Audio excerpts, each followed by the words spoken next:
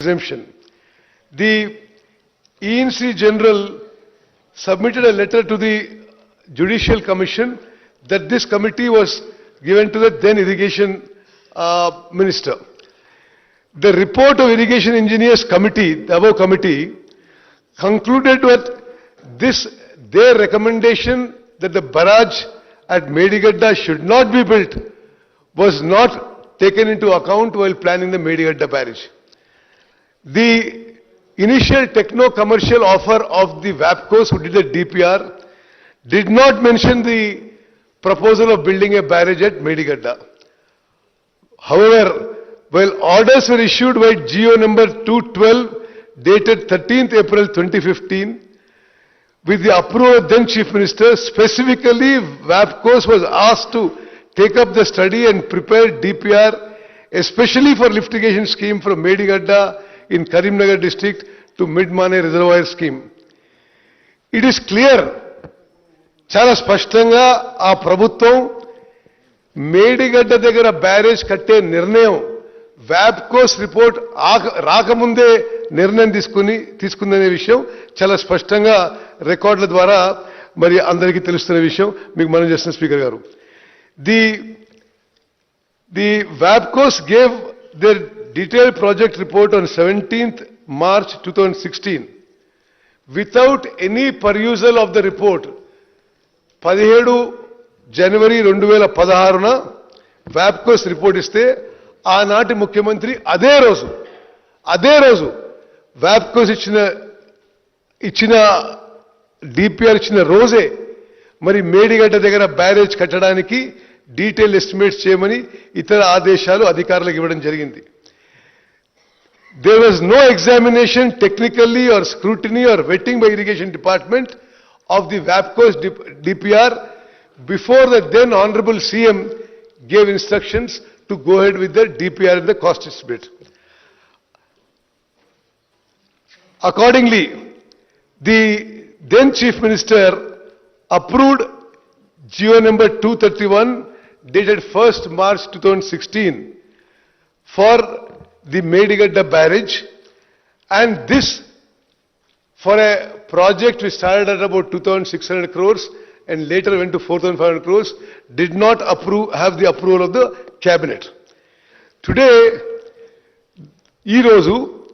the consequences of this are for all the people of Telangana to see in the collapse of the Medigadda barrage and massive financial burden that has been created in the resources of this new state, severely limiting its efforts to develop and bring prosperity to its citizens.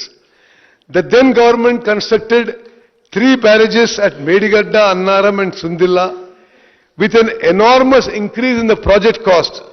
Mari Pranita Chevalla cost to 38,500 కోట్లయితే మరి తర్వాత ఆనాటి TRS ప్రభుత్వము 80,000 కోట్లతో Kaleshwaram project పనులు మొదలుపెట్టింది. CAG report, control and auditor general report 2022లో ఇప్పుడు Kaleshwaram project 1,27,000 కోట్లు దాటొచ్చిన ఫిగర్స్ ఇవ్వడం జరిగింది. ఆ తర్వాత అంచనాల్లో కాళేశ్వరం ప్రాజెక్టు టోటల్ కాస్ట్ 1,47,000 కోట్లు అయ్యే సూచనలు స్పష్టంగా అవపడుతుంది. అంటే 38,000 కోట్లతో అయిపోయే ప్రాణహిత చేవెళ్ల ప్రాజెక్ట్ని అకారణంగా without any rational, logical reason, the then government, the then Chief Minister changed the decision and went in for the costly and non-viable Kaleshwaram project, which is now likely to cost the state 1,47,000 crores. ఇప్పుడు జరిగిన సంఘటన గురించి మనం వస్తే 21 October 2023న అంటే ఆనాడు రాష్ట్రంలో TRS ప్రభుత్వం ఉంది. 6 piers of block 7 of Medigadda barrage collapsed. The concerned assistant engineer filed an FIR in Mahadevpur police station on 22nd October.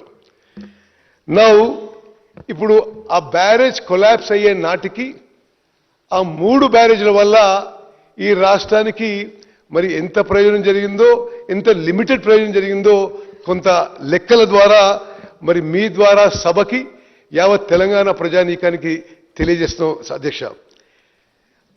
Kaleshwaram project కట్టినప్పుడు సంవత్సరానికి 195 టీఎంసీలు లిఫ్ట్ చేస్తామని చెప్పి పదే పదే గత ప్రభుత్వంలో పెద్ద మనుషులు ప్రకటించారు.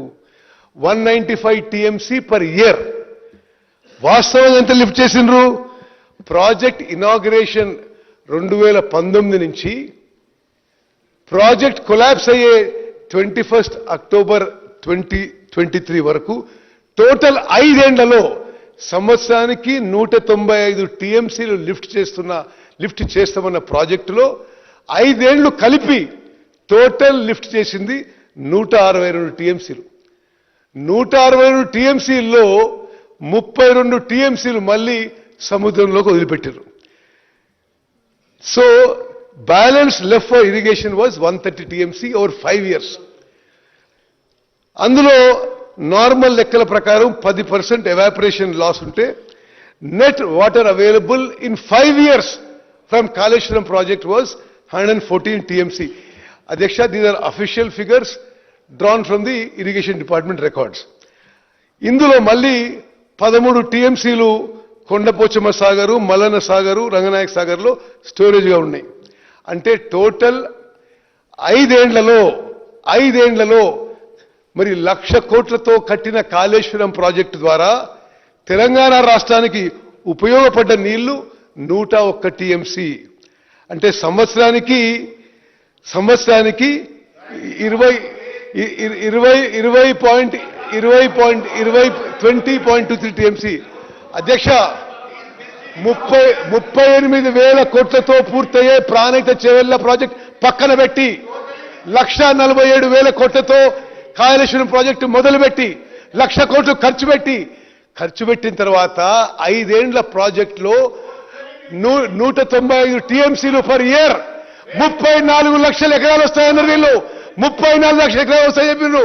18 లక్షల ఎకరాలు కొత్త ఆయకట్టు, 16 లక్షల ఎకరాలు స్టెబిలైజేషన్ అని చెప్పడం జరిగింది. వాస్తవంగా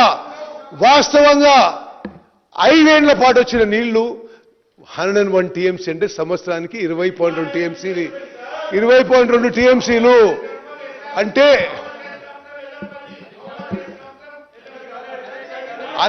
అన్ని లెక్కబెట్టి హరీష్ రావు గారు, అంటే మీకు అవకాశం వచ్చినప్పుడు మీరు చెప్పండి. అవకాశం వచ్చినప్పుడు చెప్పండి. స్పీకర్ గారు, అంటే 1,00,000 కోట్లు ఖర్చు పెట్టి ఆ 1,00,000 I'm not yielding. Speaker sir, I'm not yielding.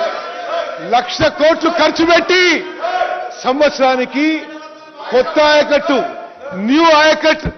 కొత్త ఆయకట్టు 1,00,000 ఎకరాలు కూడా రాలేదు. స్టెబిలైజేషన్ ఇంకో 1,00,000 ఎకరాలంటే మొత్తం కలిపి 1,00,000 కోట్లు ఖర్చు పెట్టి 2 లక్షల ఎకరాలకు కూడా నీళ్లు సరిగ్గా ఇవ్వలేకపోయినారు. 1,00,000 కోట్లు ఖర్చు పెట్టిన ప్రాజెక్టు 4 ఏళ్లలో కూలిపోయింది. అధ్యక్ష, స్వతంత్ర భారతదేశంలో ఇంత పెద్ద man made disaster, financial disaster ఏ రాష్ట్రంలో కూడా జరగదని చెప్పి నేను మనం చేస్తున్నా. మరి అధ్యక్ష,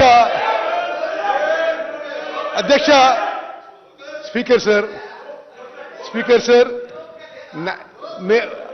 21 అక్టోబర్ 2023లో మేడిగడ్డ బ్యారేజ్ కొలాప్స్ అయినప్పుడు వాళ్ళు అధికారంలో ఉన్నారు. కల్వకుంట్ల చంద్రశేఖరరావు గారు ముఖ్యమంత్రి ఉన్నారు.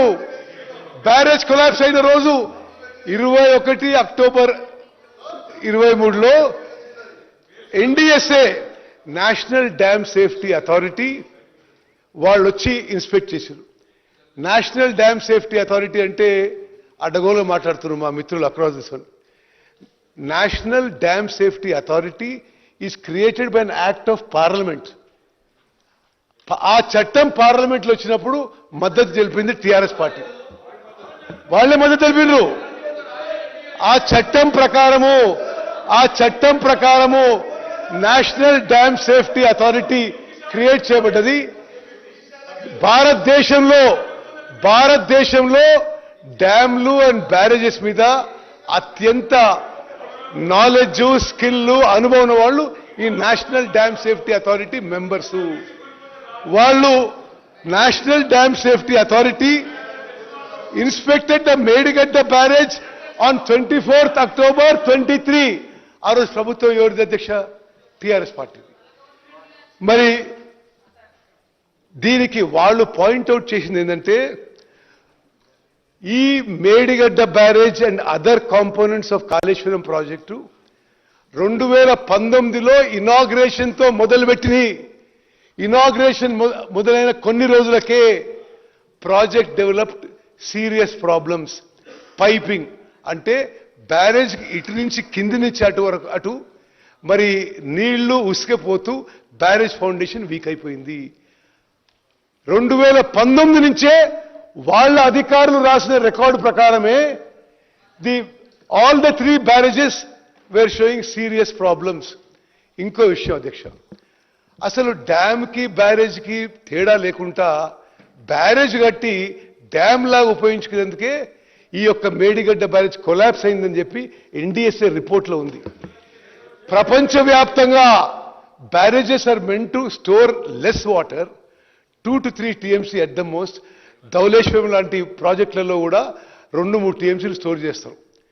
మరి ఈ మేడిగడ్డ బ్యారేజ్లో ఈ బ్యారేజ్లలో మరి ఫుల్ కెపాసిటీకి స్టోర్ చేసి అధికారులు హెచ్చరించిన ఆన్ రికార్డ్ ఇది ఇంత స్టోరేజ్ చేయకూడదు, నీళ్లు తగ్గియాలే, రిపేర్ చేయాలని చెప్పిన ఆనాటి ప్రభుత్వంలో పెద్ద మనుషులు దాన్ని లెక్క చేయలేదు. దాని పర్యవసనమే మేడిగడ్డ బ్యారేజ్ కూలిపోయిందని చెప్పి లిఖితపూర్వకంగా మీ ప్రభుత్వంలో మీ అధికారులే తెలియజేసింది.